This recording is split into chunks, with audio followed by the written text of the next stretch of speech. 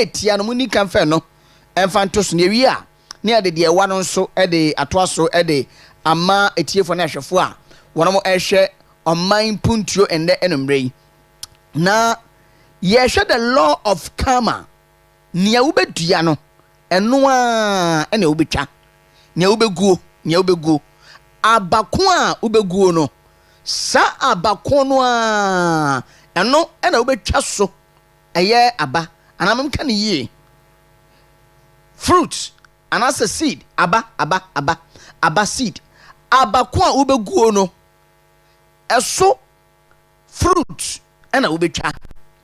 So on your screen, the law of karma is a law of cause and effect, of action and reaction, of sow and reap. The law of karma is a law of cause and effect, of action and reaction, of sow and reap. The next one, the law of karma, and then you deal with. Now the second one says, there is natural law of karma that vindictive people who go out of their way to hurt others will end up broke and alone. There is a natural law of karma that vindictive people who go out of their way to hurt others will end up broke and alone. Cha ewiase ne wono no enye wadwen se udi wunua bi bone enye wadwen se wo ka ensem di afa wunua ho twitwa na nanti na enam sayo so watumi enya tu wanya nanimu atom bi anaso wanya nipanim adom tieniye ewiase ne wo mu no enye wadwen se ubetwitwa wunua bi nanti enye wadwen se wo kan sambi de gunu hu bi ufin of which you know sanya wo ye no eya babi na wuguo ebere beso emasaba no watwa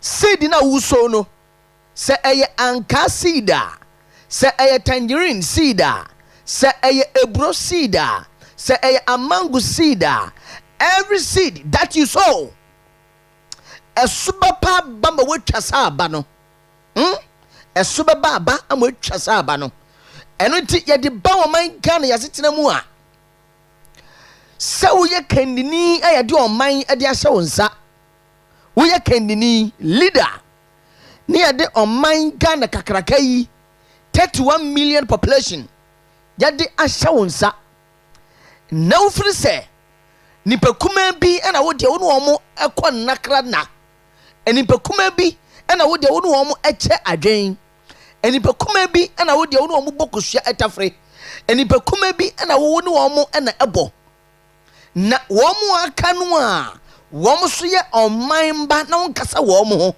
all because they don't align with your policies. They are not part of you because you don't know them. Meanwhile when wuti wo mo animu a se ewaso mu tua bidibia krampo no a ye tua ebi so eso but because of vindictiveness o pese wo ye bidibia possible se obaka se we die wan kame ho se de oman sha wonsa na bu oman no tatantan tro kan basa. The law of karma says you go out the way and you end up broke and alone.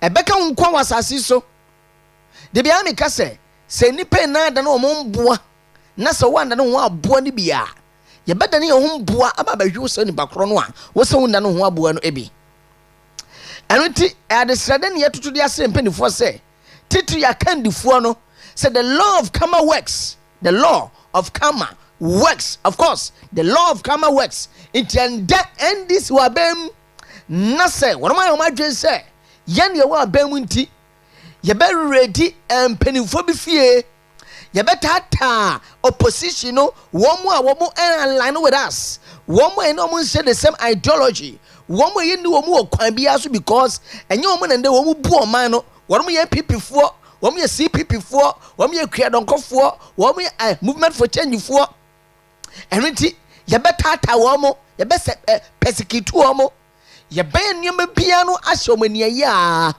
hwɛ ɛberɛ bi bɛso wobɛtwa soɔ ba ɛsiane sɛ tumi da bia meka sɛ ɛyɛ hɔhoɔ ɛba bɛsra wɔ ne wɔmba mmɛtena nti nommerɛ yi wei ɛne yɛn yɛawerɛ kyekyere asɛm a yɛde ɛkyekyere yɛn ho ɛwɔ Oman Mpuntuo dwumadie so a yɛfiri aseɛ kɔpem sɛ no nsia ɛbɛbɔ na MCF mmoa me na mentwa mo just seconds bi membra sesi a meba of course yɛbɛwura editorium nkɔmɔ ahodoɔ bi a egu apa so a ɛwɔ sɛ yɛtumi ɛba baa mu yɛbibi mu yɛfifie mu yɛwae mu na yɛdɔ mu asukɔ deep ewura mu kɔba ne yɛkyerɛ mu kyerɛ Ghana ni sɛ this is what is happening and these are things a esi so ɔman Ghana kokoɔ mu a mpanimfoɔ bi no abu ɔmo ani de egu so all because wɔn mo ɛna ɔmo aban ɛwɔ soɔ saa nkɔmɔ no yɛbɛbɛdi na ɛbɛrepɛ mu so no yɛne the communicators bɛhyia ne yɛne ɔmo so adi nkɔmɔ ɛnɛ ɛnummerɛ nti no kakra wo ekura mpa ma kan enough for you to change your mind have a change of mind na sɛbi mpanin se ɔba kwaseya wɔn no so ansesa na adwen na ɔba kwaseya no wɔse sɛbe yɛde me yɔnko ne ɛnde me hwɛ ɔkɔto sɛ aboa no esi wo nua so a kakyɛ ne sɛ sɔ yɛ so ɛnka nkyɛn ne sɛ sɔ no so na ofiri no so a wɔde bɛba wo so bear in mind don't forget that Ghana yɛto aba every 4 years na nna ɛna tumi ɛbɛdi wo nsɛm oh yes fa yɛ nea ɔpɛ sɛ wode yɛ baadwen na hunu sɛ nipa na to aba no de ma wɔ ɛberɛ bi bɛso wɔmɛgye tumi no deɛ firi nsɛm ɛde ama obi foforɔ na sɛ wo nua no a ɛnde wɔnyɛ tumi no wɔyɛ wo nea wode yɛ na ɛberɛ no ɔno no wɔ position bi a don't complain don't say hwe don't say free don't say anything because wobere du yɛ no woyɛ neɛ sen saa ɛne ɛbɛdi nkɔmmɔ yɛsɛ yɛfrɛ biribi feed Ghana no yɛto ho pe ɛberɛ no NDC wɔ opposition ɛberɛ no NDC wɔ opposition no wɔn mo to planting for food and jobs no wɔn mo to ho pe sɛ nya de papa abayi bɔ ɛkorɔ no ɛnɛ wɔn mo de feed Ghana ɛba na ɛyɛ nkɔmmɔ bebree na yɛbɛdi wɔ fia ɛbɛrɛ pɛm ti maame da mo mbra na afei yɛn ba mɛtena se ndi nkɔmmɔ no into details meda se pii medim biem ɛne Okyeremaba AS Enchill the radio PRO good evening na so woka tu asempa no a ɛyɛ atue aduonu enum nchichemu aduasan num ɔse ada no mɛka kyerɛ wo sɛ akomode me no ama me bibi wa ama maduane ani ejaba bɛse yɛ source wa ama mahwɛ yɛn yɛyare wa me sika amfa nkɔ ayaresabea na de a MPP foɔ ayɛ yaya deɛ as a regional chairman midna party na mu bo MPs na baso yewura Dr. Mahmoud Bawomi abaso ohene Kennedy Japan abaso aye national party Justin Kodu abaso anu obi na po miankasa minua na po abaso Patrick Buama abaso nu obi bia waba ha bia no yabo abaso na bossa de mamu no say yenya habada jese dwa no yesi asan ya ja haba yenya habada aka yesi bi ba kokura ye de bebra mo na media de sradia stronko adi ama o man panyini Wontumi radio 101.3 and Western Diamond TV merin kaka cho se wo Facebook abomoden na also like page no na wa share no so fa comment fa to fama yen na enimre ye share say onnim ahunu MPP for a compose enyum bi dia ma John Dramani Mahama a rendition na lawyer Isaac Yabuama member of parliament for the people of Efia constituency on the composer of the new song what they Emma the NDC John Dramani Mahama ene na aban enti na se video na ready a MCF for the midimudi what beto asese sia de amayen na yentie enyemfo friend e wo krom a latest track kra MCF tobo a latest track en kansuo and me bon pa say Every pemuno NPP for be feature me. Na metumi aye rap e dey ashem because me a good in rap. Oh yes, me a good in rap. And you know etu bibi say na ayi mama dada bibi sa ai me kai. But say me rap wa. Hwe Mahama dada ye wo hye ye bo say wo ba e level betwem ampa watwam cover level dia for jisika na di bibi sa wo no na nka rap ni namu ni ade a new song aba mum ye tie kakra na afei yemra meto aso ntino say lawyer bo amanya ko MP for afia ni video na radio parliament na mesra wo to nyom ade ama de NDC no a mum ye tie kakra mbra if it is ready na afei yemeto aso ne mahihye bibia no ewo esado from 1 to 2, from 2 to 3. No speaker doesn't like songs, but this was the rendition. Mahama dada ya, Mahama dada ya. No speaker doesn't like songs, but this was the rendition. Mahama dada ya, Mahama dada ya. Mahame jare wa jijiya kukuya. I repeat, the chamber is not a music studio. No speaker doesn't like songs, but this was the rendition. Mahama dada ya, Mahama dada ya, tenenem. Mahama dadaya Mahama sharewa jijinya kokunyan. Oh ampanso wajijinya kokunyan but latest track unya bia no download na wonso wetumi abo e dey ringing tone baby amomo sanse ne ne yesusu na nya no na abemu dia ma just 3 months and a day in office, a whole lot of issues are very bad and it's so my Ghana ha. Now NDC ebano wamo agenda no reset, revise and the triple R. But reset in there common pa. Na the NDC are reset ya. I'm on reset the education sector no. Oh yes. One more are reset the education sector. Obi bisa so chama ba ntia o ka say. The ntia make us say. Ebre free senior school NPP di ba ye 2017 September. Hwe NPP di free senior school di ba ye because they abortion yema mpani dada. Na now the Akufo I should say yes. So Yakupon ye na dom na so obedi o mayi so a. I was saying we at least enya krampo no kagana ni be bia no enya secondary education because any take a decision.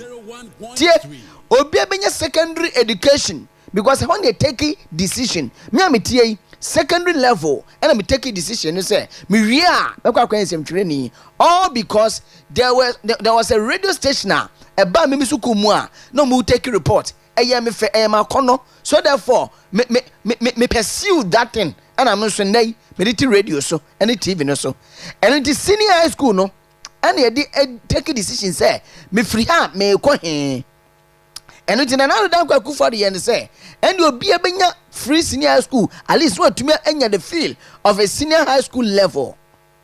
Now so NDC for say enya possible e be ye class 20 years time ye nisa kandia no ni ade even I say it is wrongfully targeted. Yes it is here say eduru baby no na was say tumi ye ade na obi so enya the national cake no unya so faso the oil money no so obi enya so faso kakra at least every household unya so faso kakra.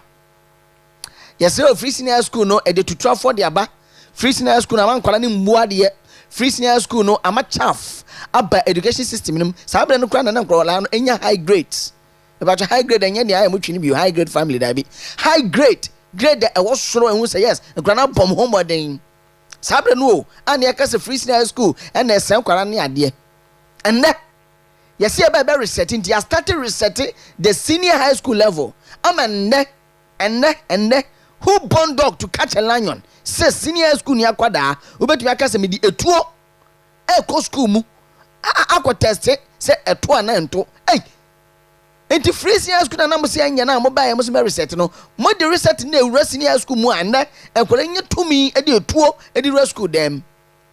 As I speak to you now, just 2 months in here, just 2 months, from January, February, March, Okrampo, the American work, make us 3 months. A school kwada basa yo my year or my gun, you have no idea. Classes in just 3 months. Classes in just 3 months. And the latest one, and they see on the 4th of April, a year, Bantima SDA Senior High School, no? Adventist Senior High School, Bantima Kumasi. The latest one, Akrandi tuo educo school them say, what they train enough for say, she tour, or say a tour nim abuba nim, why akobo bibeni and then ni efro, nenino, efra. I bomb pass at least, Nyamaya when the nino swono, Yamin chad dear betuma basse, or between Huna dear Kakra. Interview be a machine and rich on Kokoye, you know, now crown Elmo bosse. Do ya discharging but Huna dear ye? Ya discharging, but they nino and Huna dear ye. Into reset me baby and no nie and the dear senior school mono. Sure, in just 3 months, the first class I see ye. May now so reset now almost some reset now. Gana for to high yasha reset na agenda no. So now must free senior school the papa. Okay, you've taken over. Again mo ya there for school education Again NDC there for education The first major clash of the year, that is January 28 January 2025. Accra Technical Center and a Kimbu Secondary Technical School, they engage in a heated argument here, and I'm so my video no quite viral, showing students holding claps as they clash each other through the streets, ignoring calls for calm. Intenda resetting agenda no a senior school mu the first clash I see here. And kwadayi konya aposi fokra be mu omo nti dogo bi kra enu abe me chao resetting agenda eras ehumesua mu ayesi free senior school na ye nipa ponisam ama nkra ni mboa de and the agemu de ama NDC de na omo so ye a de ekoso o manyim nie. The second clash eno so si ye my Ghana mu ha enye Togo enye Benin enye Ivory Coast o manyemu from January January NDC better by mu January resetting agenda. So barely 2 days later, after Kimbu for a year, Accra and make one wasem. 2 days later, so from 28, 2 days become about 30th of January, another violent confrontation broke out in Kumasi between students of Kumasi Technical Institute and Kumasi Anglican Senior High School (CAS). And here they see Oman Mpuntuo. The third one, Salaga Senior High School. Salaga Senior High School. So the most violent school clash so far took place on 1st February. There you say my birthday, 1st February, no. And I know Mudi said to trust them, Sayam Brasam, and Sasabi, and Hurkasamun, and I know Urum Eddie. I was Salaga Senior High School in the Savannah region. So it says a minor disagreement between 2 day students during an entertainment event quickly escalated into a full-scale battle between rival groups from Quingbe and Salaga townships. In January, the third one, and also there were multiple stab wounds. So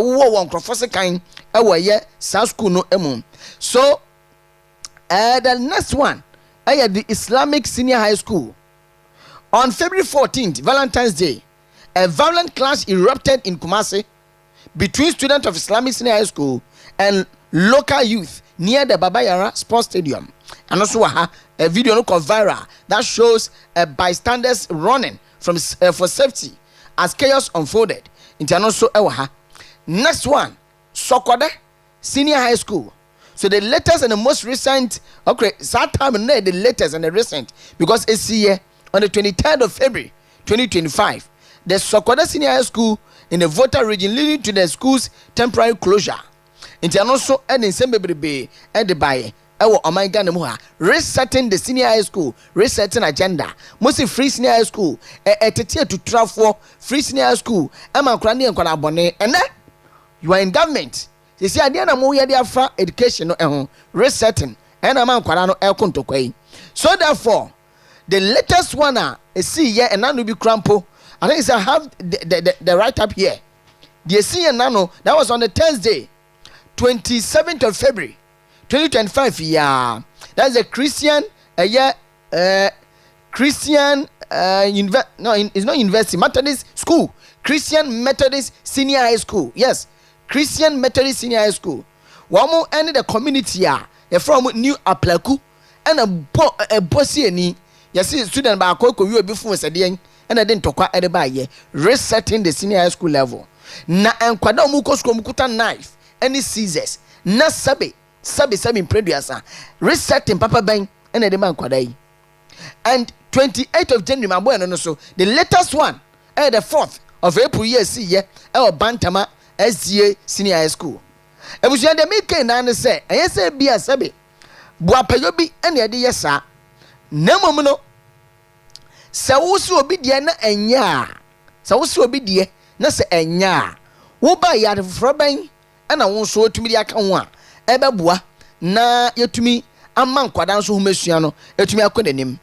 And today I make us say unye bi ekura position bi mani nya ye beberebe na mom hwe say nia wo so wo hunim dia wo no betumi dia aboa but then this no opposition wo mo ye biribia me hoda hododo and this opposition wo mo ye propaganda no ama propaganda na hoda wo pa mo say ye we dia propaganda pa and wo no eye and then Ubisa ufo bia with regards to free senior school na se oka sambone ever free senior school no awofo no benya anu benya takwa onu benya ham onu benya some kind of banter because one tears just say ade ebeboa wo mo ebeboa awofo no NDC kasa de etia enne mo ba mu o just 3 months monhwe number of clashes esie e senior school awoduo mu na yesi per resetting ye resetting so ye besi bia na yake anu ntum na ye endure the hardship 4 years emu wade na so enwa bebrebe ye boy me pese bibia ba fine na yetumi eyi ehu de frisa wo hayi emu na ne kwakwa mu amema muso na afei ana me de we besi na yetumi edi nkoma to aso some 29 minutes past the hour 4 na afei yetumi fa ye yen editorial no emfa ensi. The next one is on planting for food and jobs, and me a lot of research on this planting for food and jobs. All because the NDC wants to launch a year feed Ghana. Yami on the 12th of this month, Saturday ebe. Na MC Amami first video na you're Eric Opokwande, where Minister for Food and Agriculture. War Kasa say, even John Dramani Mahama and secure the funding for planting for food and job.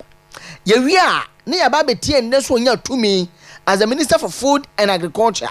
They also eka ediafa this feed Ghana no ehun because we can say feed Ghana no more effective than the planting for food and job. Ni compare these two. Se unia de na enya de na kire say feed Ghana ya mo so mu de bay. Even usha feed Ghana ni mu din a enkoma wo mu any planting for food and job no akwa say photocopy and NDC for no ko 2 ye edi free planting for food and jobs no emu the entire maker san no ehun kratasem ehun records and bibia e wo hybrid pam ye betumi edi san komo no so concerning the planting for food and jobs na nde ya omo de feed Ghana omo edi benti se video na ready a momi entie the first one ye Eric Opoku ebra na omo ebontoa I think say 5 years ago 5 years ago and komo bi okodi ye na Ghana we phone so to minya video ni bi I think say we the second one, right? But the first one now wakasafa when the first one, all right. And grew by 6.1%, which was largely driven by cocoa and food crops. In 2018, government implemented an expanded version of the Planting for Food and Jobs program. 577,000 farmers participated in the program, and 183,000 metric tons of subsidized fertilizer were distributed to farmers across the country. In spite of this huge investment, growth in the sector declined to 4.8% at the end of 2018. This is sourced from paragraphs 500 and paragraph 502 of 2019 budget and paragraph 76 of the 2020 budget. Also, in 2019, the MPP government claimed that investment in the sector was further increased. 920,000 farmers were engaged, and 292,242 metric tons of subsidized fertilizer was deployed under the Planting for Food and Jobs program. This is also sourced from paragraph 671 of the 2020 budget. They also claim that through the Canadian facility of 125 million Canadian dollars secured by the Mahama-led NDC government to boost agriculture in Ghana, 216 brand new pickups were released or distributed to departments of agriculture of the district assemblies. 3,000 motorbikes were released to enhance agricultural extension services. 2,700 agricultural extension officers were also deployed. This was also sourced from paragraph 503 of the 20 amount of boy, say the NDC John Roman Mohammed secure NPP for claim say one more and the boost in the agriculture sector. But my making can be the Planting for Food and Job. NPP Abano, the first phase, one more launching on the 19th of April 2017. No? It was in 5 models, the Planting for Food and Jobs. 5 models. Compared to this Feed Ghana now almost one call launch, you know. One more call launch, you know. And also a home come with dear at the same. You see, the make us say, so when you are dear, not say a young chomsu, nyachum hypocrisy, and a 1 year Ghana for more. Na kunia ya dena senke eya bonabaso regardless of your political spectacles. Oh yes, na ka buana amembo no etumi akonenim. Na esanse sabra na end this opposition. 9 people for nya dan so papa bi say be Planting for Food and Job nti. Ye ka biribia eto ho pe. Say Planting for Food and Job. Enya de papa na this and that and ye bomb e krono no man sika na ediwura akwadwuma mu anya produce bibia. Hwe ene Wamson ko Feed Ghana na no na difference ben a woman Feed Ghana no difference ben and a woman and this Planting for Food and Job and people for a launch ya yes na the papa. So the 5 models. First one is food crops, planting for export and rural development, greenhouse technology, that is 3 villages, rain for food and jobs, and agriculture mechanization. Afei omu bubu mu a chere model baku bia no infasude e wase. So amount involved no so or the 2.6 billion Ghana cedi remu. And of course Ghana ni be bia no one kai bibia krampo no yewra afri yakoto and wa Minister for Food and Agriculture. Wotumi buaye emma ye tumi fifa nnuane every all villages around the country and across the country and ba won krapunimantemu a yetete buo no so Ghana ni be bia e ka sa asem we. Na me pese me go into details. The entire make us say na me pese hunu the 5 models no afeyemra the Feed Ghana one so models a wo mo ejina so na wo mo ede aye ntino tew na afei me ntia no femfro na yenko yenim. So the initiative under the Feed Ghana program: 1, advancement of smart agriculture, but grains and legumes development initiative, vegetable development project, support for institutional farming, poultry industry revitalization, and no but nina me bisa say nia NPP ye wo mo penso no anyway no difference be na wo mu a wo to wo nua de ho pe say nya de papa na wo dia wo de ba no de na kire say no ya de papa me da se ye fancy na afei yendi enkomo e ofia 36 minutes past the hour 4 Untumi Radio 101.3 and Western Diamond TV. You're Emmanuel Kwabla Tokonu e wo fia no enmre yeni komo. Chief, good evening. Good evening. Bibia boko. Radio PRO nyamenadum bibia boko. Edabo ade ase. Constituency mu boko de. Nyamenadum bibia boko. No memfa we free do na minchia. a member of parliament.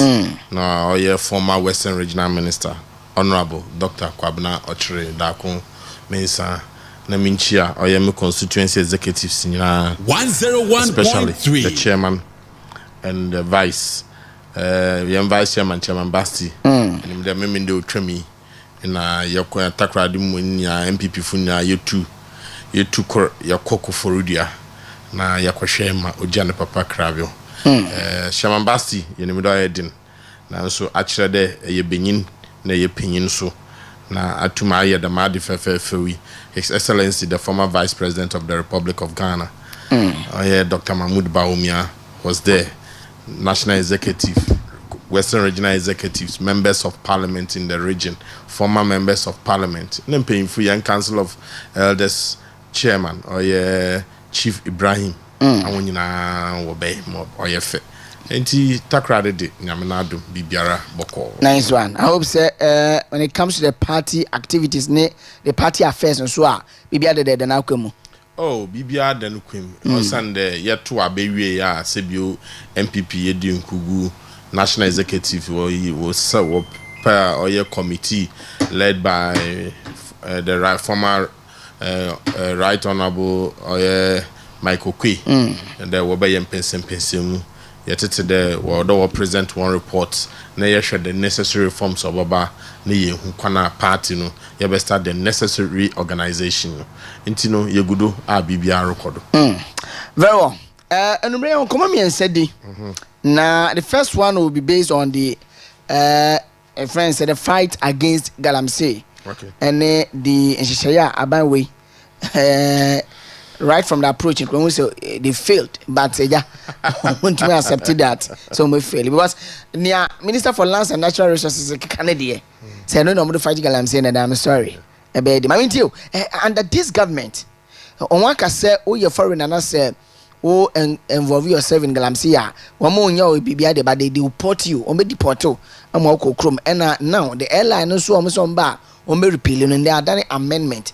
I'm a media coalition against Galamsey for Yera Kanashibi. Women are the Oman Mpuntuo. Yes, the fight against Galamsey. Radio PR. Yes, Eshe. 101.3 about 2024. The two main political parties led by their respective candidates put before the good people of Ghana. Obiara Nenyuado Adia Opede Oba Oye wa Galamsey. In other words, everybody put before the people their vision for the Galamsey menace not already eninya. Okay. Into Dr. Mahmoud Bawumia or Enchill mempede mobodo because Ghana fan to aba man. Into mo to aba man no. Ne de na ode den yeka. Osane de Ghana funye gidi wo President Mahama no policies na no program opede oye wo Galamsey. Basa ya wa Galamsey mu o Ghana ha usane de na adodanko akufo ado ne de obeye ni nyina na chiri okwen all the various programs na policies are oye the small scale mining and Galamsey issues kwa okwen okada ordinate presidency or the bottom line and paso or the two line at the end of the day onam ekupa okwen ti Galamsey areas no wanya wonder into what to about with the tea and the party 101.3 Western Regional all the major Galamsey constituencies in Nina motumaka Galamsey areas in Nina from Evaluadura Ahanta West Evaluadura Pristia Takwa Elembele Jomoro Amenfi East and West and Central Mpoho Wasa East. Yeah. All these constituencies in because of the fight and another down Kwaku Fado Okun or Galamsey Unintino. Wanya wonder what to aba would it hear the new patriotic party. In other words, Nanado meant his words. He put the presidency of the new patriotic party online. Now so the man called Queen Nibi. Yeah, there. Galamsey be a problem, mama. Say, what should the air Galamsey? What do we call courts? We find you guilty at eco prison. Both Ghanaian citizens and foreign citizens. Odru stage bi. Oma one of the campaigns in Galamsey. Aisha one. Odru baby Osafo Mafo, senior minister in Nana Addo Dankwa Akufo-Addo na aban. Okay, most manyamaro kono ono do oye nususu de obey better day. So watch foreigners otherwise then would deport. Okay, the man someone.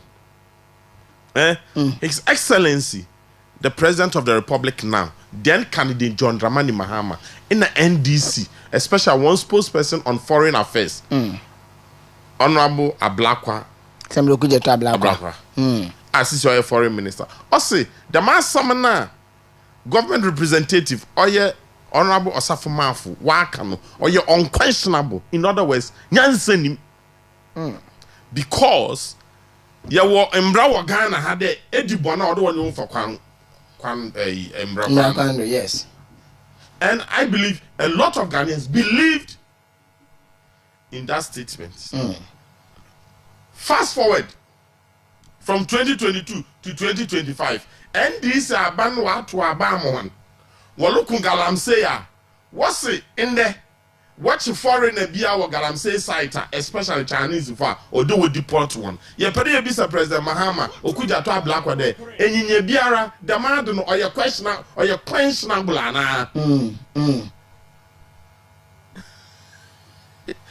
Unu Akufo-Addo ye no. Esida nyanse nim. Nende President Mahama, represented by the Minister for Interior, also watch the foreigners what Galamsey won't deport one straight away. Since I put it said ono nyanse woman and now I am Brakwano. Yes, Emudo. And as some can say to yes, Emudo pa. Because we brother ye. Yeah. Esi onya de papa. Abedinti na wan na what waba mawa eba enye de mad no.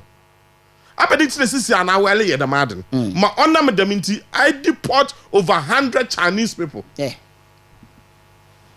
2. Okechire Ghana for there. Oba onam de na Addo Dankwa Akufo-Addo na Galamsey lokodo wo na abanim ma oye civil society organization. Especially the Coalition for Illegal Mining, led by Ken Ashigbe. Ojina Akufo-Addo no do there. Undeclared state of emergency were all Galamsey sites. One for soldier funko guo, no one pam all Galamseyers were various sites. President Mahama or Shabode Oba, that will be the first in Obeye. Because Akufo-Addo 1 year demand no. Now what's Akufo-Addo on them there? Or support Galamsey for into a 1 year state of emergency. Now also there was a party in Yesika. Asama President Mahama, Mutala Muhammad. Now environment minister. Okay. The communication minister. Okay. Oh yeah, George. Yes. Sam George. Yeah. I want you now what was it? Nana Addo Dankwa Akufo-Addo sebio on join Ghana for into no 1 year state of emergency or Galamsey sites. On them Daminti. Labor unions across the country. No people would declare strike 6 weeks to election. On them Daminti, President candidate John Dramani Mahama. Okay, on Oba, the first in Obeya in the declare state of emergency. Since a 3 months in his government, we declare state of emergency.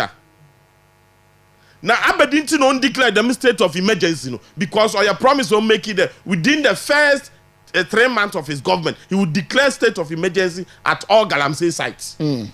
Aberdeen on ye. Necessary, put your business there. Damn, what catch and a brother and another down Akufo-Addo. President Mahama on them than the party 1 year skentina was on it. Constituency executives in your Galamsey site na. No say Diane Mumbo Kuku. No say Diane Benin Buabo Wangaza. Nice. President Mahama. Aberdeen to me declare state of emergency. No one man the party constituency executives. I will work all Galamsey site. One more na assassin wolutu. What the over hundreds of excavators what the sites. To the extent that a constituency chairman or 2 more question. A national security operative a wodro ko do obestra do stop galamsey there abedi ti no wod film wosim won nkran wole ba galamsey site no wan bo ono chairman na amene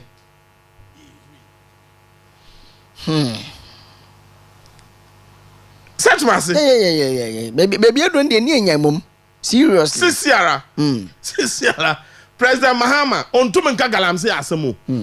To the extent there, the Minister for Land and Natural Resources. The citizen of Western Region, Elembele, MP, 5-time member of Parliament. No constituency, one of the most dangerous galamsey sites in Western Region or in Ghana. No constituency executives, why be? On to menka. Ma okwajina Parliament, okay there. What bear benimunu? Almost about 10 forest reserves are one to galamsey womedano. Galamsey fu wakoshe wolu to galamsey. Nankasa noleka. Nagadama galamsey fu no etro wokitano. Nano. Power over the metro no mu wo shooter. Ghana Army mpo woni bi. Inti no hu kwana wo ba fada wo de Ghana Army boko oye dem forest reserve no wakosag galamsey fu no wo. Time na ne brother all fight galamsey what can no oside akufo ado sebio na aban no onim nyansa sisi epede yehu de President Mahama na aban onim nyansa na wa allow magana galamsey site no why be breed am na she galamsey kuno ame ma aka me se otide Colombia cocaine fight your politics, it will come back and hurt you. Big 1.3. In there, all hit in the Sisiano. Mahama, President Mahama. Wondering assassin and sooner forest reserve no one saying wondering who. All that they think about is the final product of the work galamsey for you. Their only interest is the final product. Only thing what bear now what in less than 3 months. Wait to watch no wash sembra no wako pass. There obialo bo gold biara. I want gold board for no bottle led by Sami Jimfi. They are not interested in the fight against galamsey. What they are interested is the final product of galamsey. But me audio bi wa ha the chief of Ingelechi one community also no Ghana Gas for operations no affect to omo pa in a way. Na you know mo godin komo mo kadi enti ama galamsey na rampant. Look. Ti every pem ne bebo sa audio no. Me know ya adwen. Look. Share all the policies.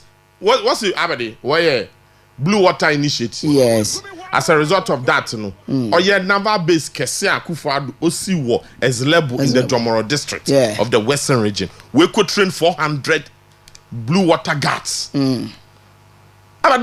They are only using siphon state money. What damn NDC youth one year juma. Oh, okay. Now Minister Nankasa say galamsey fu na etru no wokitado. Want to soldier from Poluntum. Na Blue Water guards awon obey dan wa konsu no do.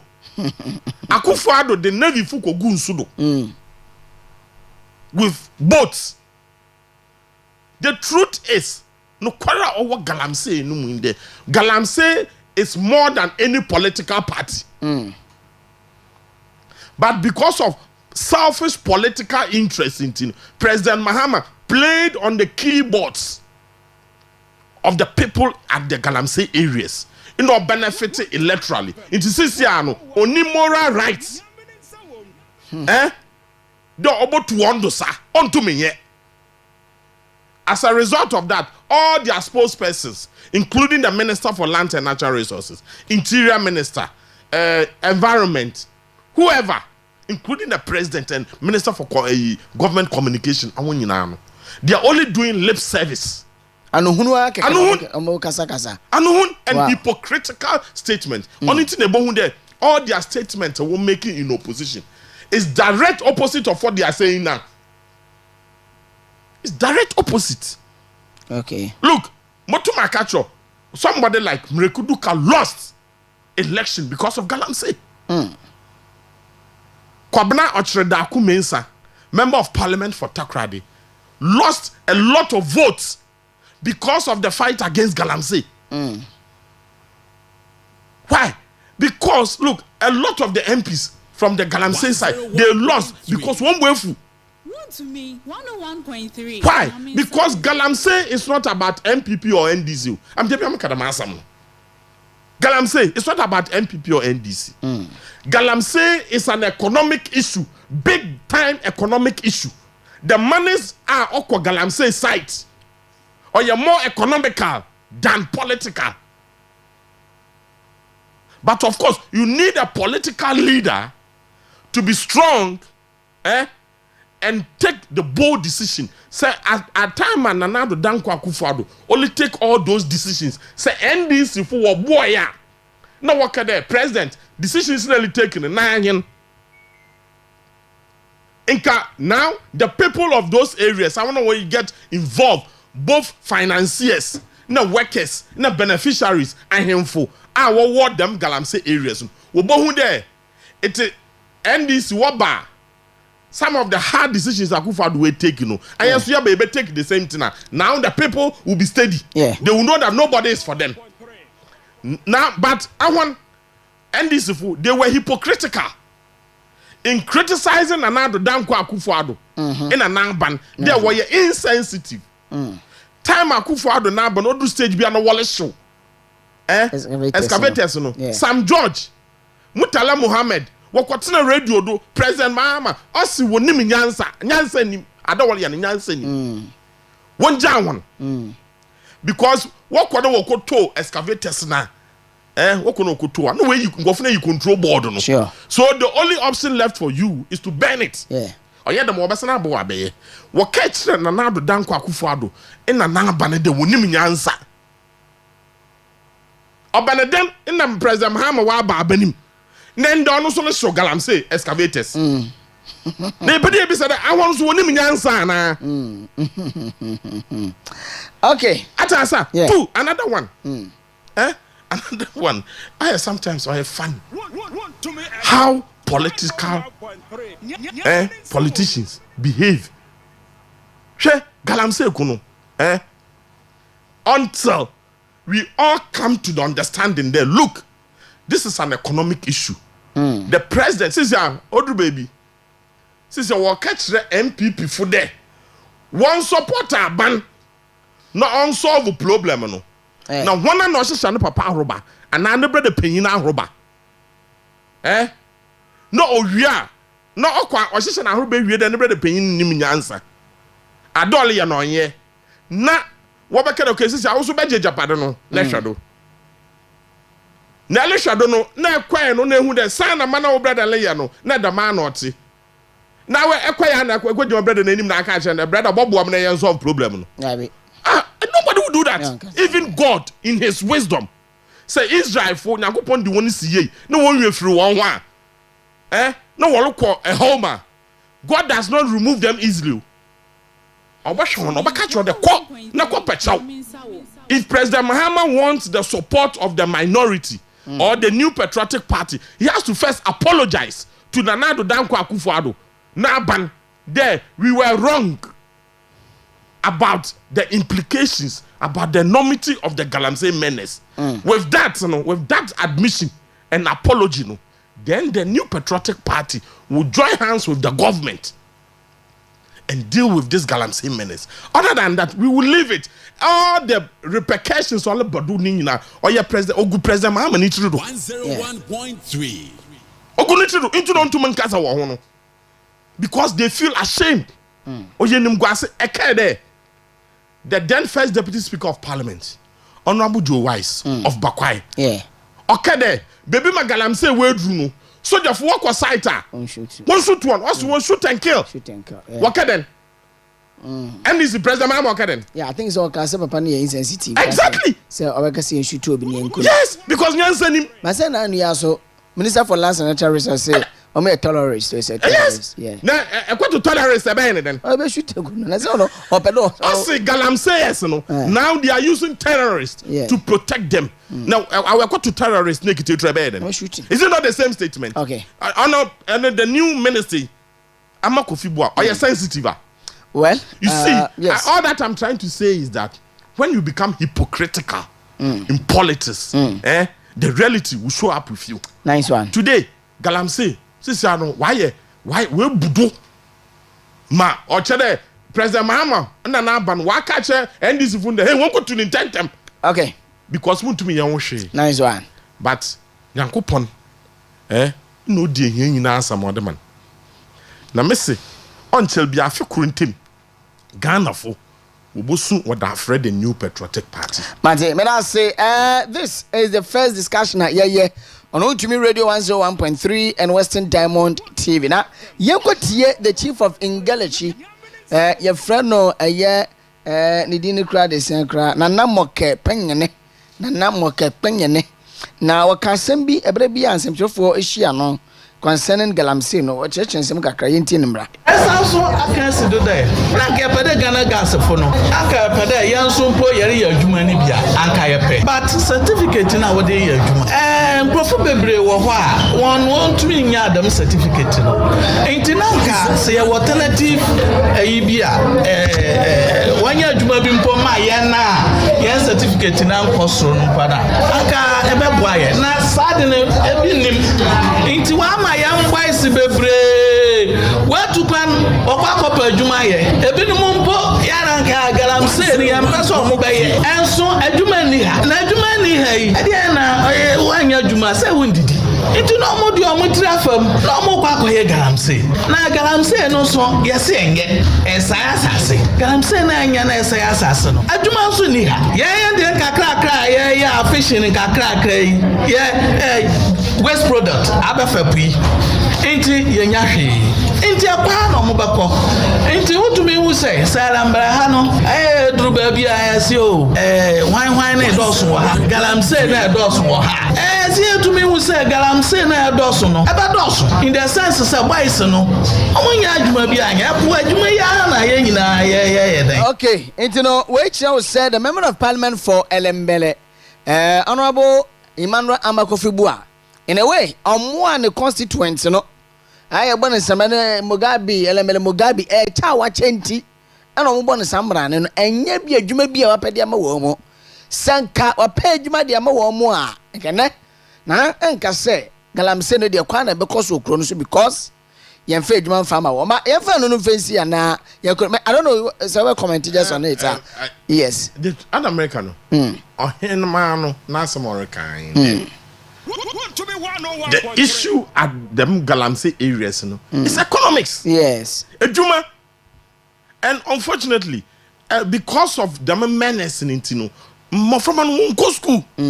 Into a there, Ghana gas is wo. Now, so I want to wear Juma, don't know where your Juma or Hono, with Takoradi, Accra, Kumasi, Tema, Koforudia, and our Bano Besson Juma or. It's a ban will have to be humble.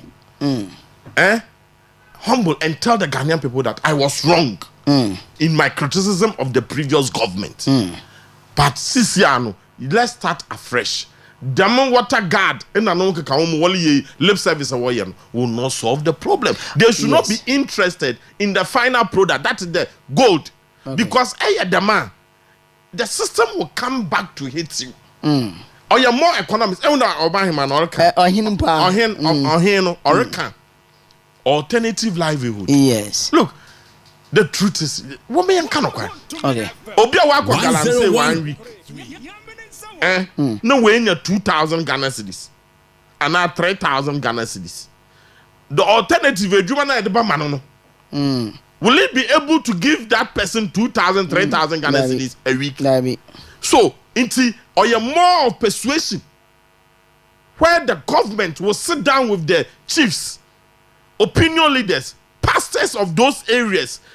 No one who the difficulty the more from an unborn generation will come in the future. All right. So that they will understand and embrace the alternative livelihood. On yet the man obia where the Galamsey is cano. I can be the actual now on fire. But I mean, still sir John Roman Mama His Excellency by at least we're to create avenue for one more Galamsey say Komunjai, no Mumbra may say Jumano. and titi adwuma kro e wan bacho mumie nti adwuma kro na so emabu no omunye adwuma nya no kakra oto better 1000 Ghana fiaba ezu anya omope na omote to bet no adwuma ni honti enti unya kakra no akoto na 1000 bi epie 2000 epie aban say sika wa we no mejimu 10%. Enti ama wohwe West Africa ha nyina Ghana ha ende tua etro echen oman bia e wo West Africa. Okay, into oba ye we the tax ewo bet no so. Say onye dwuma bia ma the youth of this country. Indonesia na etro bia na so. Mu wo free war, mu ntwa bet no, mu ntwa madi. An American. He was just benefiting. I mean, all this campaign I call it cheap political campaign, where you benefit without. I wonder what to abamon what benefit.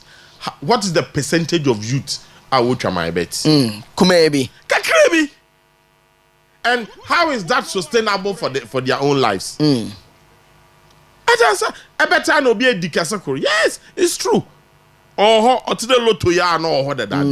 But you see, the biamaka, and I will continue to say. Or yet the late former Secretary General of the United Nations. Okay.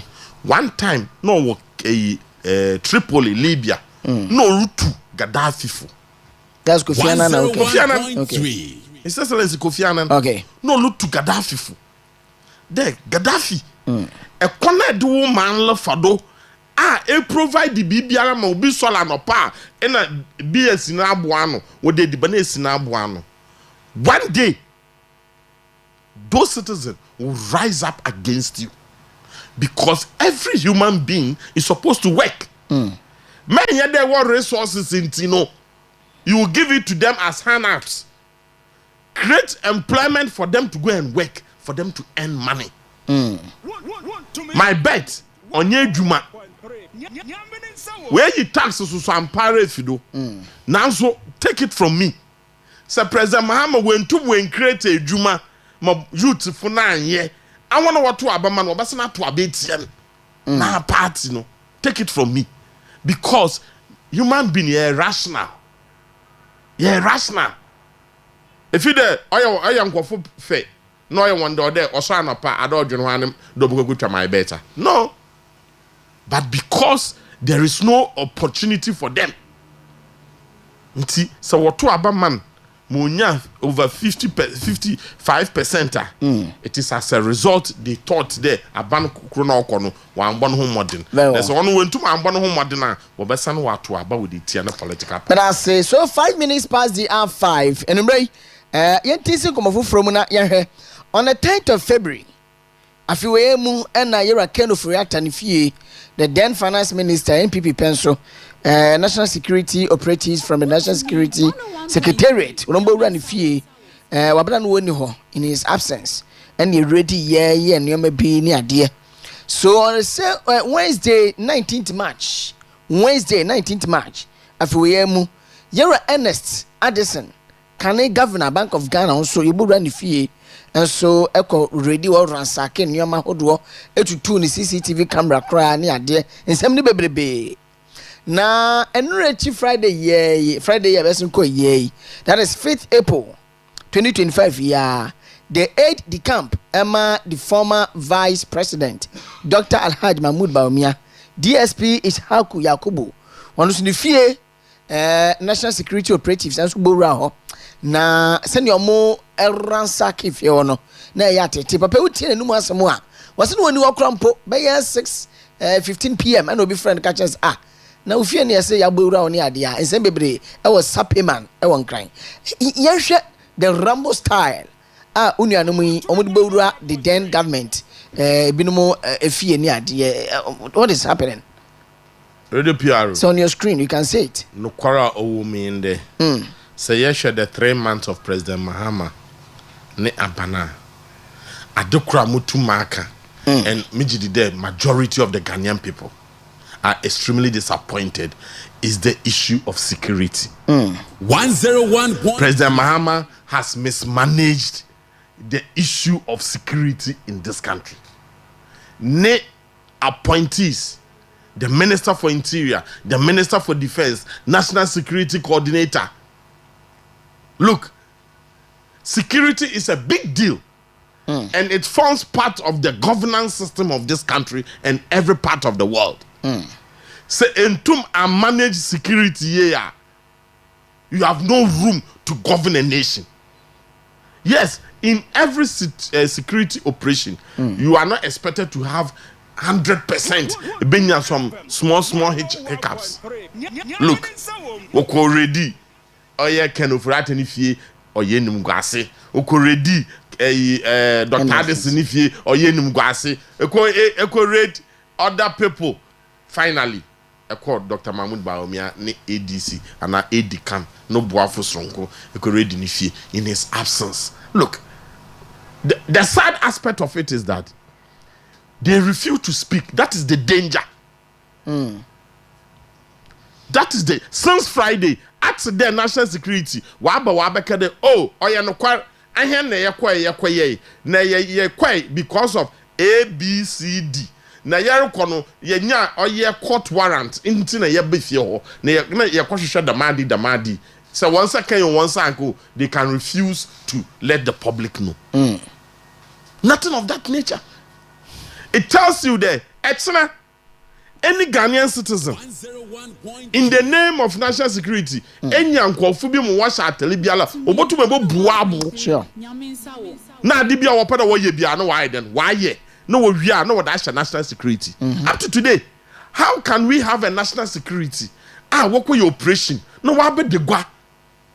No one can oya no kwar ayen ye and na ebi onya no kwar. No we hu kwa no be den. What the buffalo?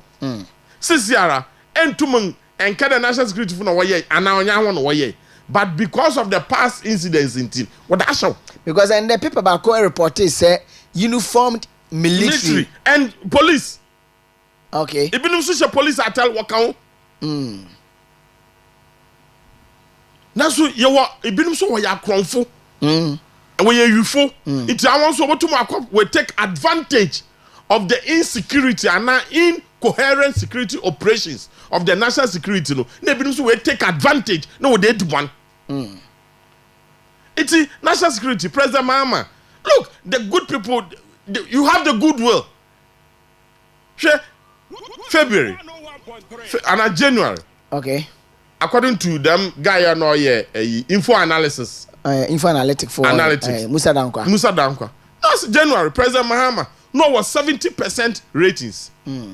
February 70% in Oba 62%. New ratings was 62%. Do you think in a match Obey 62 no cocaine in some other now. The people of Ghana are gradually losing interest in the governance of President John Dramani Mahama. Nankasa no goodwill na Ghana for what I'm no. On Nankasa why then all damaging. Look, governance is not on your emotional you. No akade mo suspect ya antina demeke gidigidi. That is why in all the work and what's the law grinds slowly. Because or they make sure the adena ebe wie no wo bisa ho asama ebotumenya embrebi na ejina do the damadi na mofado na damadi no epeda fado a oya abotan. We live in a country ya gossipers ya akokwansafo. If you are a leader na say a leader na rely so much on gossip in the emotions ebe take action be wie no na egu ani mas nesisia no woko obia ni fie woko obia ni fie na say woko your operations without warrant without the necessary law documentation na yinada woko as CCTV camera or no wa say why disconnect because obey nim gwase sure eyimpo pictures obey ebinu wo for me ni neighbors no wo for me. You see President Mahama, look, sometimes I don't understand politicians. Sometimes I don't understand them, especially when they are in government. MPP, the same thing. look, it will go against you. Okay. My brother, it will go against you. In this area of the Fourth Republic, you are practicing for 32 years. Look, don't take the Ghanaian citizen for granted. It's the 24-hour economy. Yes, I want to loot Ghana. But one kade for Rambo Star. Because Embrana water to Aban, what do you? Inti so biso e digana skana wa fa kon bidu magana abokawa also for the embrana what do you know for the membrana do the laws of the Republic of Ghana, then you deal with those people. So yeah, the man excellent obiso ba ono so amfambra no die then would they do. Yeah. And I the man actually we are living in an anarchy. But we have laws and I don't adore a democracy or the rule of law.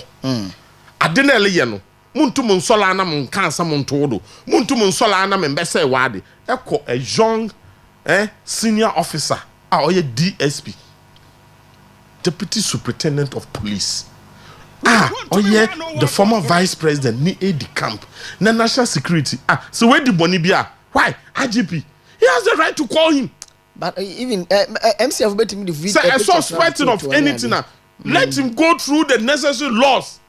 Ekweko buni gate ebubu na abo akwaskata ni dem nyama ebutubutu nampa are turning over. Why? At the end of the day, you have not even have the courtesy to come out to tell the people that, oh yes, these are the these are the necessary documents supporting yen raid and other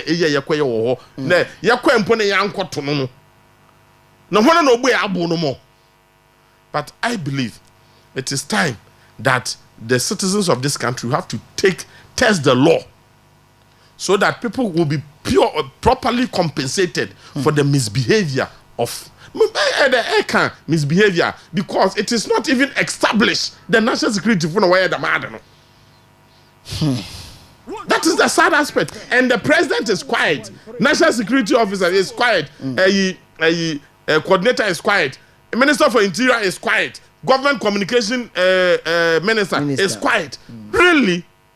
And the man in Ghana for what to about for? We did not vote for this. That is the problem. I believe with what is happening. I believe Yababa Koken is with what is happening. I believe, in all honesty, the president is not in charge of the security of this country. Oh, but he's a commander in chief. Yes, but he's not in charge. Oh, okay. Because if he's really in charge, really, my brother, if the president is really in charge, the president Mama that we know, Minjindi. And the sad aspect of it is that they didn't know what ye. They didn't what ye. You can offer any fear, you look at Dr. Addison if you, or look in fear, or look in fear, Wafrebinum, gift your worry, Yashan, or Lugan, Wabagana, Wako NIB. At the end of the day, not a cockroach has been charged to a court of competent jurisdiction. Really, all that they are doing is that they are doing politics, communist inferior tactics. On Intina, what better will get rid? We use all diabolic means to get rid of the Chief Justice. Into when you are only here, before, because Chief Justice no. He will not allow any judge to trample upon the laws of this country.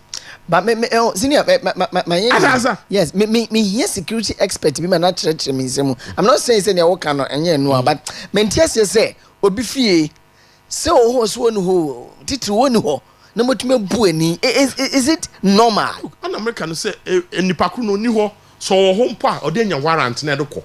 So ni ho mpa onupo you need a higher because actually you suspect the evidence be of your nipakro no ye ne dan no ya hwehwe na ye hun, then the court will give you the authority to go and do that. Oh, say national security for us almost payment why some say TBS Bank of Ghana boxes CBR. What has come out of it? See, that is what I'm telling you. I'm not sure the president is truly in charge of the security of this country, because it goes to derail the confidence the good people of this country have for the president.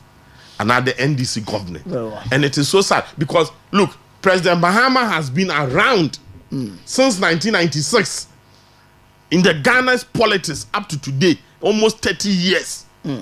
I don't think the way President Mahama, Olman, national security and the security in general will behave, it goes to his credit.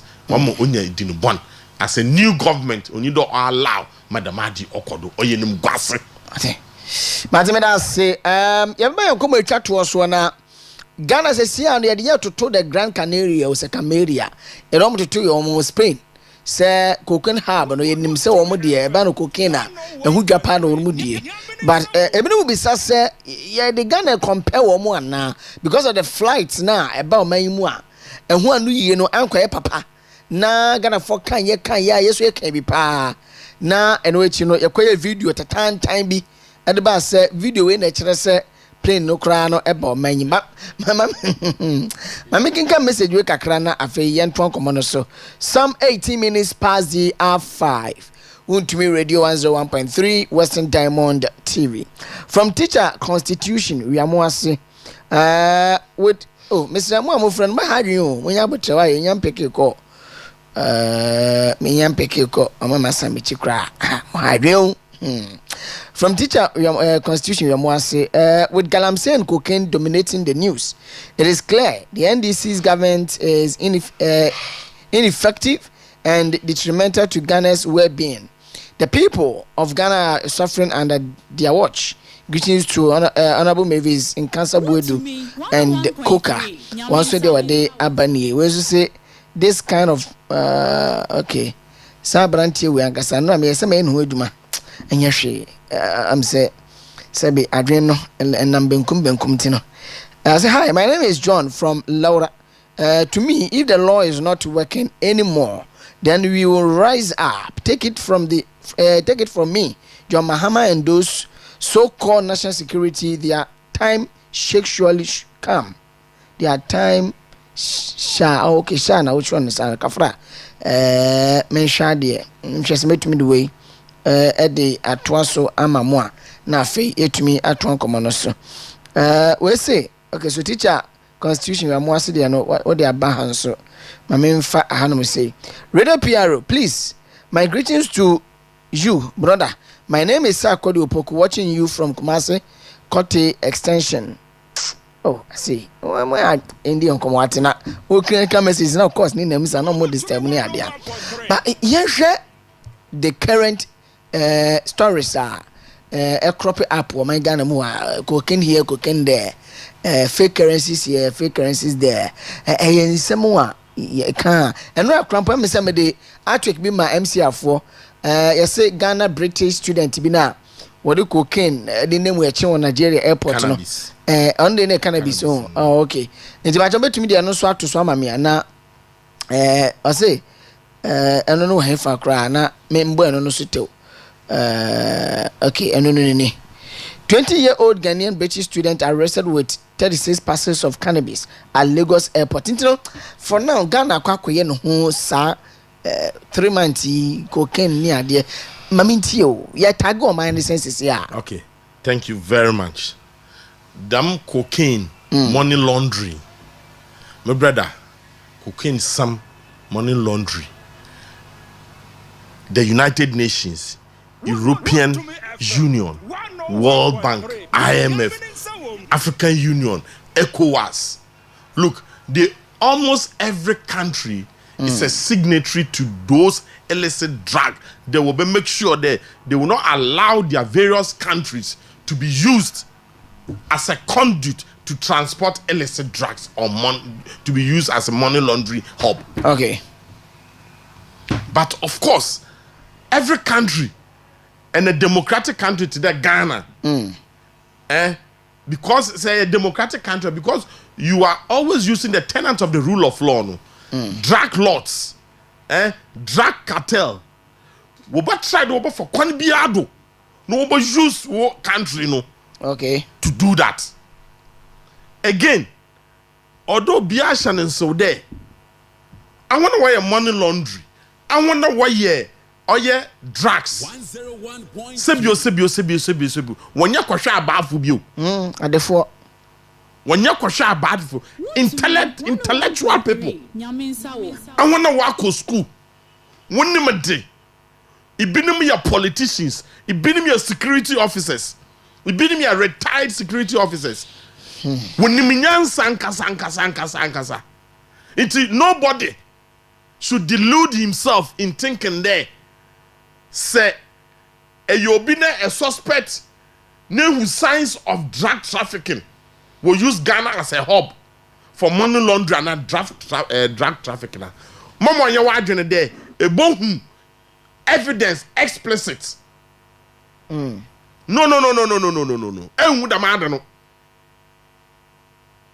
You will need to connect the dots as and when some knowledge, then you can come to the final conclusion. Now, Ada woli yeni ana ada olukoduni. And the man no olukoda. It is not because president onimo.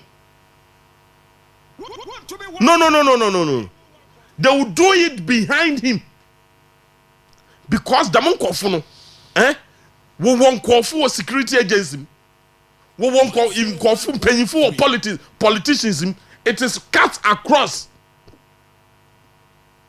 Equa Europe, Equa America, drugs deals or kodo. It is not because president can so that assembly sanan abeyano politics. Adolo kodono wagana no. Let me use this platform to commend the ranking member of Defense and Interior, Reverend Honorable Intim Fodro, for being bold and brave in making sure that connecting the dots. Then he come to the final conclusion that no, the planes 2 years were beginning.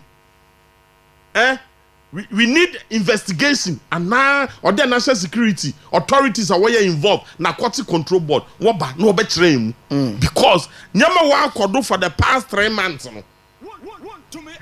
It leaves much to be desired. Abedintina papa no ore kadamasam. Abedintina papa no ore kadamasam. Ya wagana ha. In a national security for be catch there.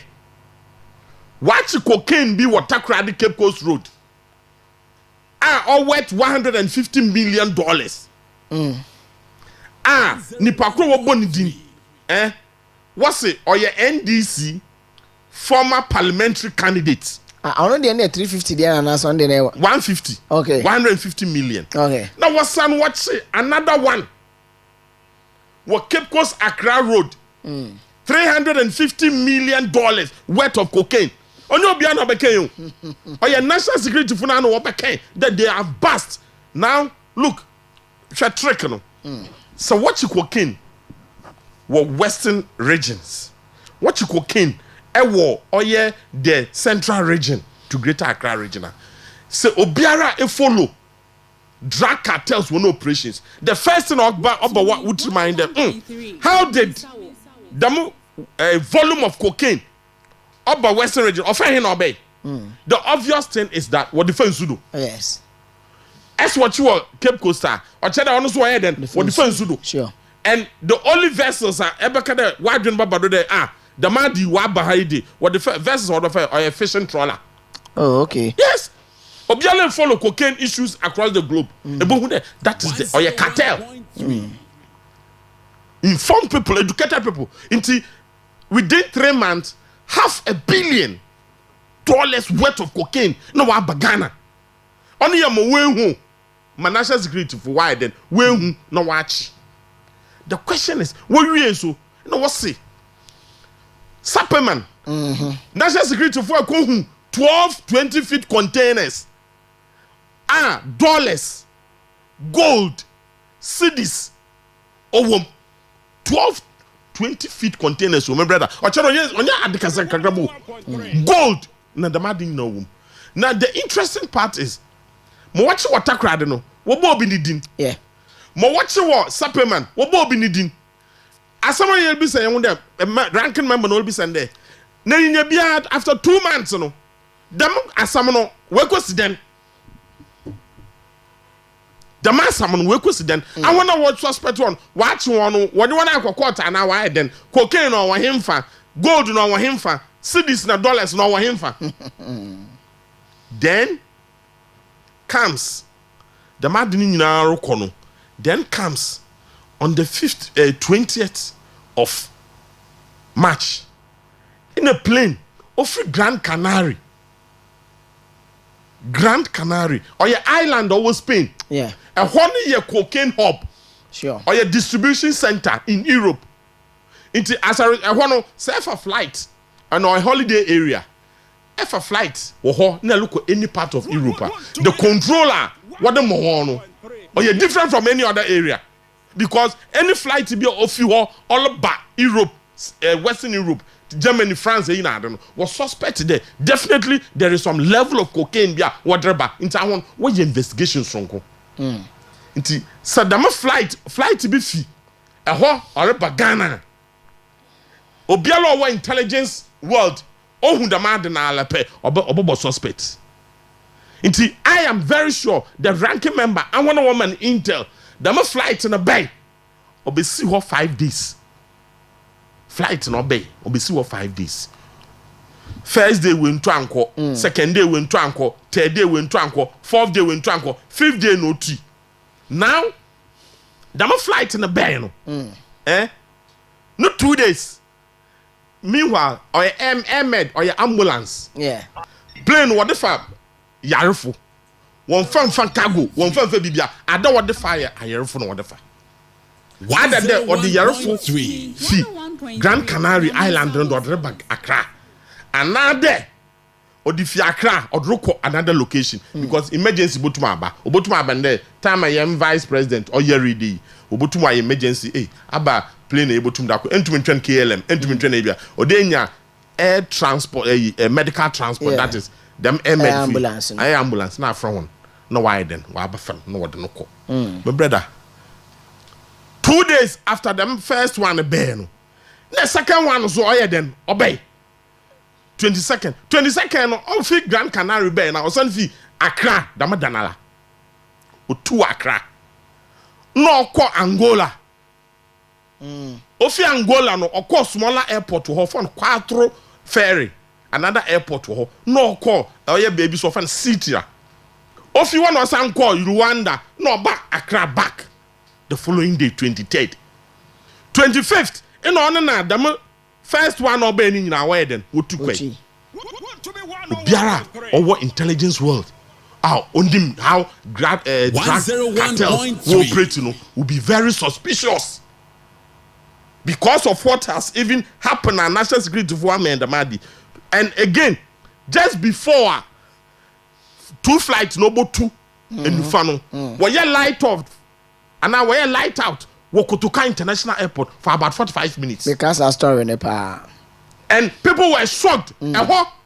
In our man, suspicion, or you more. Okay. Because what do light, to the mind of everyone, I want to wear suspicions there. It was that time when you operation, what did Yamado do flight in Mubia? Okay. But you see, I was happy. The way the ranking member in Team Forjo, Honorable in Team Forjo, put I don't know. One year of politics. Oh yeah, and I was very happy about the response of the president, John Dramani Mahama. Yes. When your press conference and the president Mahama the man made it. Now because and you Akufo-Addo power no. And then the anti-laundering do what European Union. Share Akufo-Addo power no. Say what was transferred Sika 101.3 to Ghana, any bank from Europe to any bank in Ghana. The routes are a process offered. You won't believe it because now what they are not to radar tell what country will use Ghana for money laundering. I'm like, Akufo-Addo power. Them not Ghana. Wow. Yes. Wow. So because of that, foreign companies the way you do so one parent company's transfers come on. It takes more than 15 days. And sana waba. Akufo-Addo no wo ye ho adwuma Kenofriata Dr. Addison wo ye ho adwuma security or you know wo ye ho adwuma na European Union wo yi the mad fido. So the call of the minority is for us to prevent occurrence of the mad no. Okay. Inti the flight my brother nanka my president can there. Oh, he has called on the various institutions. NACOP, Narcotic Control Commission, National Security, Ghana Civil Aviation, Ghana Airport Company, because money laundry count, Yoko. Okay. There, won't collaborate with the ranking member. Okay. No one your investigation. No who the roots of this suspicion are. Why cano? Less than 5 days. I brought 1 year investigation. The Minister for Communication, Felix Ofusukwache. Ratatata. He on no be say asam Well, Enchill no. Yes, because on no be say asam and clearly no. Now some more Kenya are very instructive. Will be son there. Now some Kenya and the president was the committee security won't collaborate with the ranking member in 1 year investigation. Now what some Kenya I say I speak for the president and I have the president or your honor in concert committee bia na some na my MP no can or you could some so ni information or the botugwa the plane or be no be say wa Ghana na no ka kan na ade na time be pay na I mean mrinyi no wa ka se mi kire e boleta no pa or the boleta wiabre na de cover no pa de yes and ewia obi so asam no so enwumbra or there boleta ebien na de cover wi abrede no na no pade no sure so far no one pede ye beka cocaine na asam plain na asam no wopede woka mama asam me kana asa plain na asam no no wopede woka but plain hwe se emed oye the ambulance plain or ambulance se de fa loader kagwa a breach oye federal laws okay aviation laws a breach. Nakasa na asemo beke ni nyina wo hwehwem ewo oye flight aware. Eko flight aware. All flights in the world the wolu tumne. Baby wolu ko biebum. Oh okay. That not one year research. Eko flight aware. Plane biara olu tu ewiase ebum. Baby o feel back, baby orukọ ebohu ni nyina time on duri ni nyina Felix Ofusukwache ade wa ma wunani ma egu ase ehun since that time mama padu bi ma since that time I'm making the statement na oye ntim for do exposing no mama padu bi wan kasa da why din why because when you practice talking in governance when you bogu ase since okay. It has been established there playing now us there wa say no I will be in ye no for the past 3 months no plane won't change in a party biara. It has been established. Oh yeah, I could use some pictures now but show you know. Yeah. Oh yeah, transport cargo. Cargo flight. I will basically to car since 15th of March up to end that na them flight na don't go to car. What alliances are over Switzerland. Yeah. Wonye. Onum no ko pack them gallons no do gum. No what yeah, what stage pictures, the videos na dey what about to go just to muddy the waters. Okay. But you see, Maka me say drugs it has no political color so. Meaning you but who Rollins na ban, who Kufuor na ban, who President Mills, President Mahama na ban, who President Mahama na ban, who Akufo-Addo na ban. Ye none of them no but to market there cocaine issue wamba Ghana ha. Obiala may experience cocaine issue, but it doesn't mean the president or the government is involved in cocaine. Or your individuals. Yeah. I was shame in a bit more but clearly from all that we are seeing, it is a maximum suspicion. Okay. There were NDC during the 2024 election when your cocaine dealers are one will scheme one year politics or the election. Because Sir President Mahama one the reputation of this country will be battered and we will suffer economically. Sure. We're better now because European Union, America, the ordinary Ghanaian businessman or apply for a visa. Don't look at Europe and America. Ordinary passport to 1 hour was suspecting the oil cocaine. That is how difficult it is. Okay. With all humility, I've stayed in Europe for a while. Ghanaian citizen and a Nigerian citizen. Someone being poor apply for Ejuma. They consider the Ghanaian because of our reputation. What's the Ghana for what you do, madam?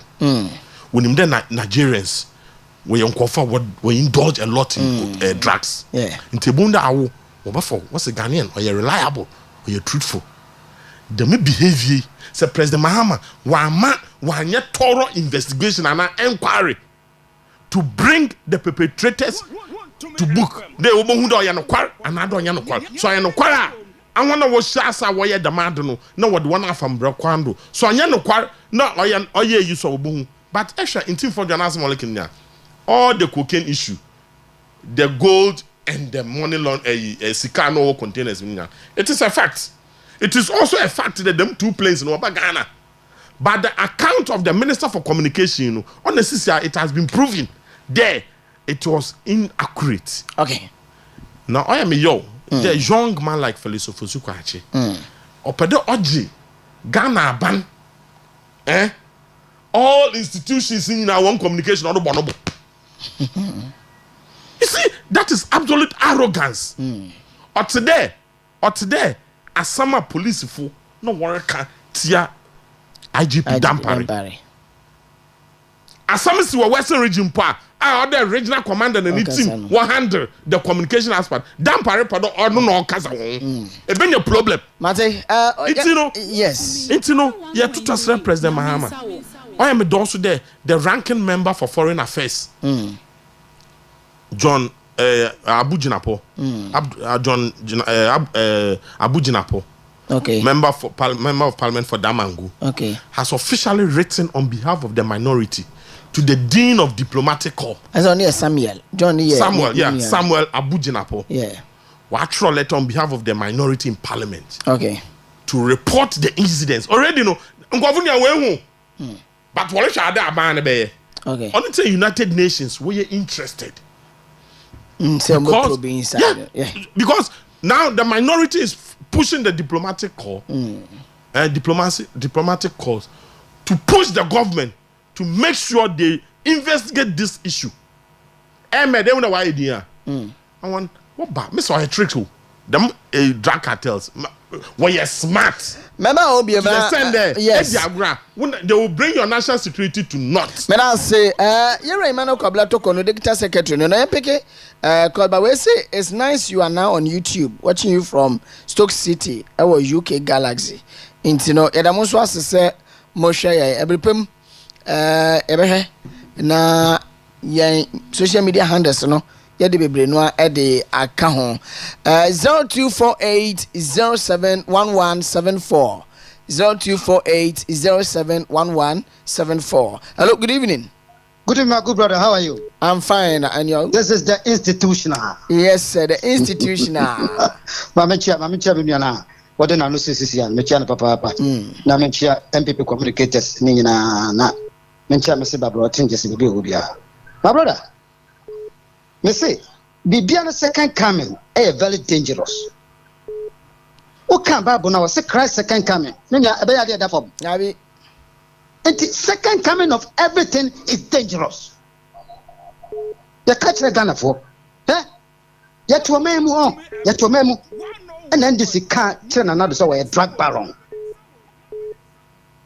Now, can't be President Mahama as a President Mama or a super drug baron. Banana. President Mahama or a super drug baron. Bolivian, if it's a never in the history of Ghana. And the Sako can some year can a BSC Ghana Mamuda within 3 months. Over $500 million of cocaine about Mamu within 3 months. Ne buono. A BSC Ghana ne. I mean, who's that? I be the man class. Yes, baby. Okay. Yeah, some good one I can have. Forget about Galamse some me say, and no Galamse what you mutakapa, one quiet commanders, one quiet commander. What you try to worse listening? Uncle Galamse, you know, non quiet commander or on the 2 Galamse, no, because excavators and 40 and 1 heifer. Matemeda, the institutional Memphis, we say, hello, good evening. The radio PRO. Saint Okushambo. The radio PRO. Amen. Yami unsure papa papa elbow. Minchia brother digital secretary so oya de ama. Yami yan kasi bebre.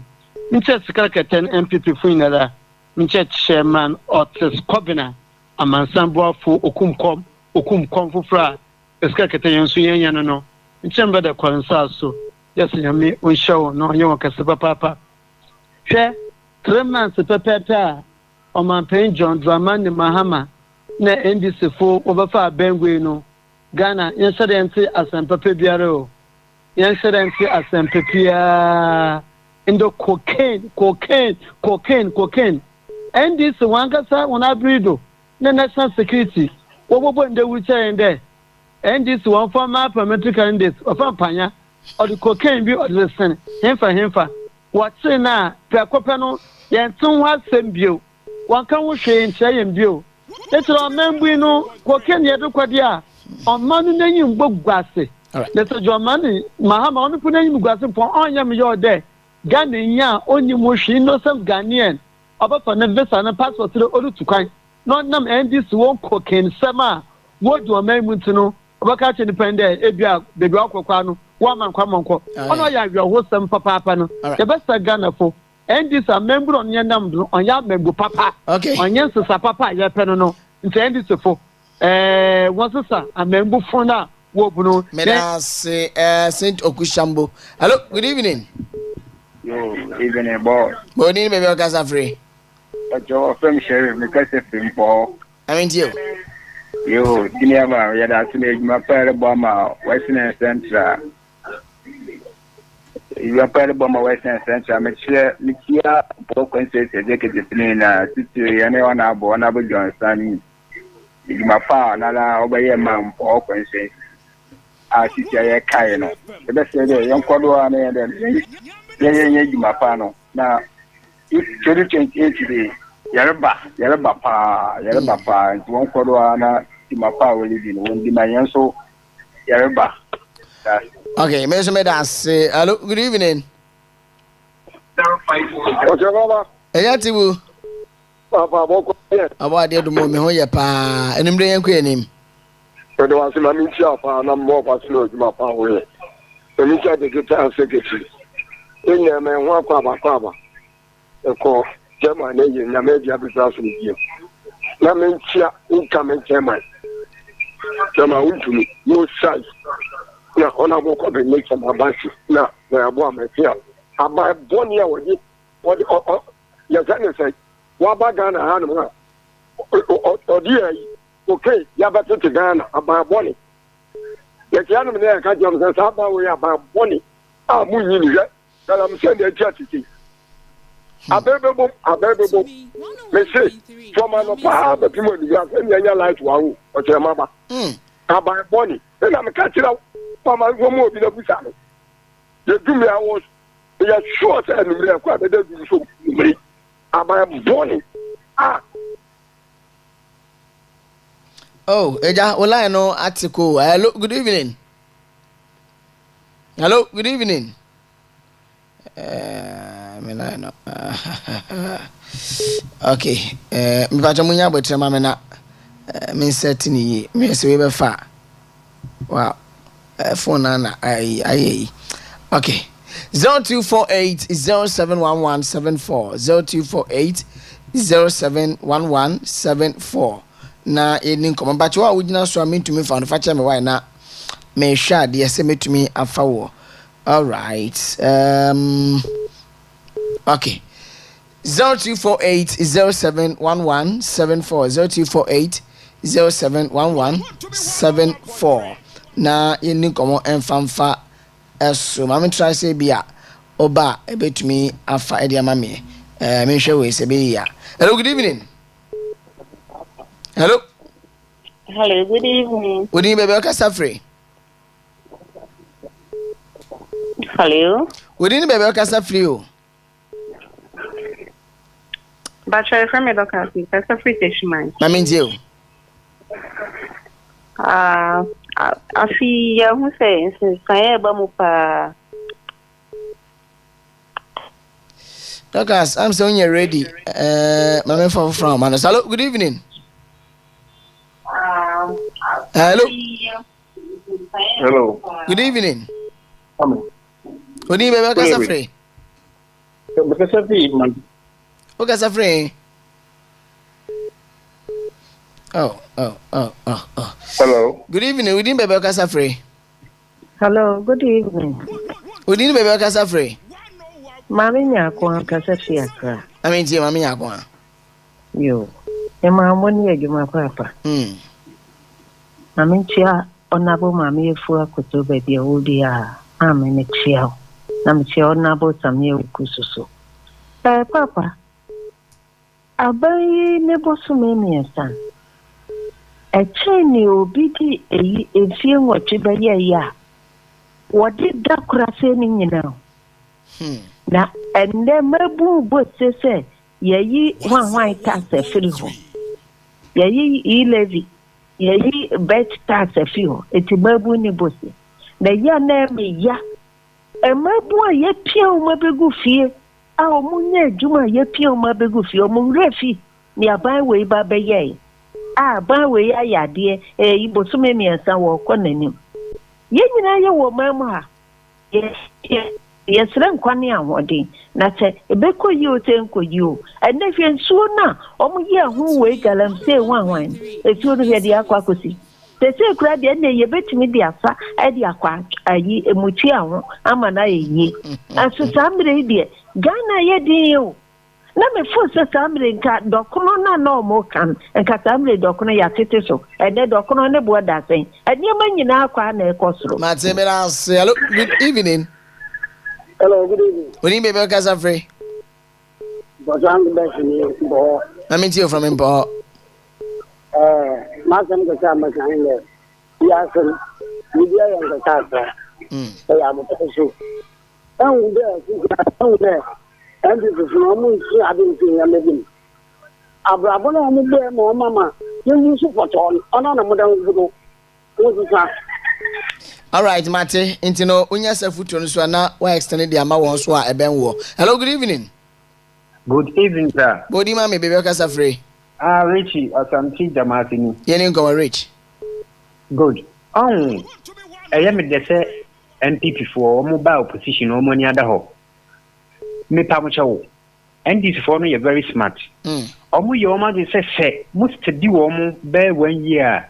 Omo nyeme nyina better ho nti omo start first day na moto abama omo no ano eno mu fi say sika o de ben ya what's about man no mo de yo ho yi because or prepare the next government no de ma wo no ankasa no ho e wo ne party no nti omo pesika gu ani manimu ya nti e me de chemu ania da ho na mo hwe omo na mo de mo pa mo hwe de omo de sika bi so ati container so a eba na ye beboa ama baby afila no obia no montaka nya ne nhira mo mwafi ya me ka won so me da sipi. Hello, good evening.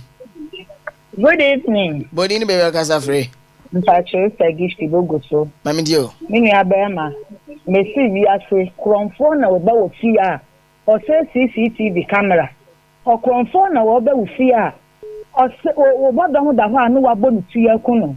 So call national security for no me say omunya national security omuya akronfo mun kan tro mu pray so omuya akronfo because of say wuntimi nwura wo bisie se nipa no han wo dan krampo na woni wa wo de wo ka woni kwa say wutimi bo wura dan nim wa bra yatum na wo di ato ne dem mu ba bebu ani se na Ghana na adan ko ken country a enim guase kakraka we aba ba to man so eno de mu hu nka wo what we a businessman biala I will to about the MPP and ladies and Nasha cocaine ya diaba no would only a kwama na near Yabesha who beg you find would the best or would the beko that ye lady cacranin in what to about Eddie MPP abai ye live in the ye no ya the aqua and canny and you to him after ye now what Bosomini said yala ye bet to ask Akana. My name is Fawunsi now will be so not to us. Me da sipi de me dan se ma menum so ate adwuma ye yase because in cheche mo de ba nesisi super. Family we wudi bebe kasa free. O kasa free. Asanda. Right, very well. I mean you.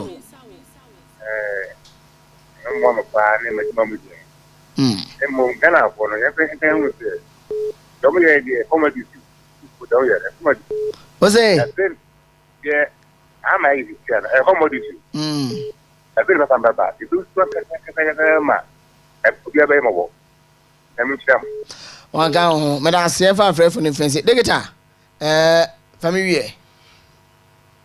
Brother, medasi. Mama engineer Fred so na menda amana otum wo frɛ ni nyina ase. Me gide de dodo na why ready de obey adwuma no. Na that American Ghana you were rich reputation in the international community. You need to yet na as a party and as citizens of this country. Nearby allow Ghana will be used especially in airports for drug trafficking. Any form of investigation biara, them a minority led by the spokesperson of the Foreign Affairs Committee, Samuel Abujinapo, watro that come a diplomatic leadership of the in the country. No, Ombwa Ghana ban na them cocaine in some semi one yen shushum them was say no fata. So no kwar. The truth is that there has been some cocaine issues over the past 2 months. The truth is that 2 aircraft are off Grand Canary or the cocaine hub in Europe. Or your island always Spain, or your cocaine hub in Europe. A Google or your Grand Canaria. The first 10 stories or island don't know. But my catch on 95% or your cocaine issue. Get off this year. Google Grand Canary. Google Grand Canary is here so that use it for your closing aid. All right. When you Google Grand Canary, the top 10 stories will go this year. But my catch on 95% or your cocaine issue. Watch cocaine day, why bus cocaine day, why bus. So when a flight, 2 flights up the country, also or yeah, a ambulance plane, waba. Nessa when 2 mwanfa obi oyeramba, wamba for obi so oyeranko. Na my brother, no. Oh yeah, high suspicion, and that is the work of the security agencies. More so, what you light out. What airport were in less than 1 hour. What we in when you 2 hours in a plane OT. What we in the story about Pado. The story about Pado. Abra a year press conference. In Team Fondo year press conference in we 2 days. No was sacked the Ghana Airport Company Limited, one managing director. Was sacked. Brother, say President Mahama upon the roots. Obiara and the President Mahama is into drugs. Obiara and the NDC party is into drugs. There will definitely be Ghanaians involved in the drugs cartel. But I don't believe in the area of the political party where a drug. Or yeah, Ghanaian citizens, whether Nipakuni or NDC new or MPP new, it doesn't matter. The most important thing is the drug trafficking is against the laws of this country, against international laws. Okay. And say the reputation of this country will be tattered. Or tattered, it will affect our economy greatly, and it will affect us individually. Because anytime Biara ever tried the epidemic to Kwan Biara, visa attaining your visa will become difficult. Okay. Oh yeah, difficult so etumu to Kwan so searching you at the various airports internationally or by a Toro. Okay. And Edagra, if you have the Abrofun was suspect, then they can detain you unnecessarily. See, President Mama yes, sir. Nana Adodanko Akufo-Addo, Dr. Mahmoud Bawumia, woja country them stories no onya available. Okay. Ye jaw country security, national security, wonko kokofu wonfie, wonko bubu abo, wonko bubu gate, was searching kofu. Na national security why you didn't know what's all. Yes, sir. On shade ordinary embassy form, no obo control national security. So although a operation that operation must be anchored with the rule of law. Very well. So that you contribute to the development of this country. But I say, Digital Secretary, Imano Kabela, Tokonu, na enumere, meneno NSN Konwe, yedin komo, ya delving more into various stories, make ways. And on the Abro Swa, Yabra say me muso. Na abena sewa meni apode no siaka shebono ere to aso am ya do mo chine se nya bre na sakonya be muso e ba betena se na yedi o man Ghana ho enkomo betena mu ni moskeni frempo manso MCR yaro ho wo hwe na waswishi bibia same ene gina cameras no echi the executive producer Okyeremaba Nana Kunedu Abupra osikeni frempɔ manso mu bomechi dom ɛna abena sawa mani amponso ɛde support no ɛde ta yechi mede yɛwura imano kɔbla to kono ase se numre wɔba yɛ meni ɛde Okyeremaba AS Enchill ja itabi ajagura rabasaka abenzi abzeberko amaravye good evening